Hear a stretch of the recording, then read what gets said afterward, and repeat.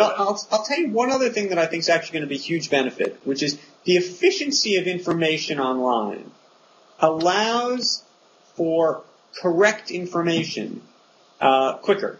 So a lot of people have been saying, oh, these blogs, they're awful. They put out rumors, it's all bogus, what have you. And I say, sure, that may be true. But the great news today is if a blog puts out a bogus piece of information and it's truly bogus, the ability to correct that information quickly and efficiently is so much better than if a newspaper put out a wrong story and you had to wait 24 hours to find out how wrong it really was.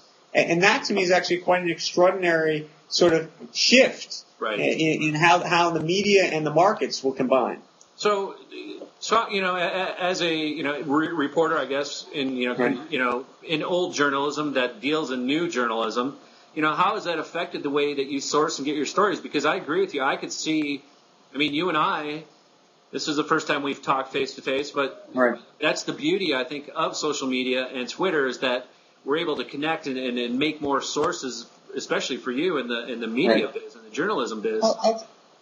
I'll tell you the great challenge, and I'm just trying to get my head around this now, is that at the New York Times, and as I suspect the Wall Street Journal or Financial Times or any quote-unquote, what do they call it, MSM, any of the traditional media outlets, we've always thought of ourselves as the source, the reliable source. The reason why you read the New York Times is because you want the most reliable information.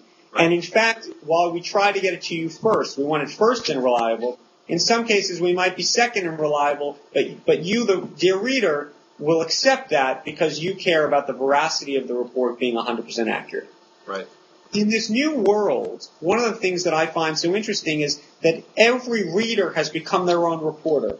Right. They triangulate information themselves.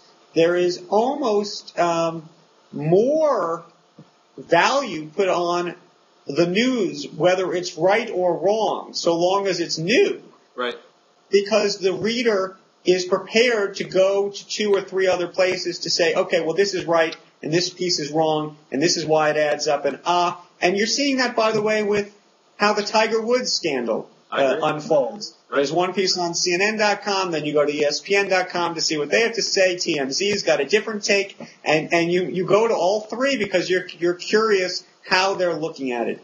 And for better or worse, in my case, worse, I suspect, that makes it very difficult if you were just supposed to be in the business of fair and absolutely accurate information. Yeah. Because it means that there's this entire other market of less accurate information that people seem to find just as acceptable.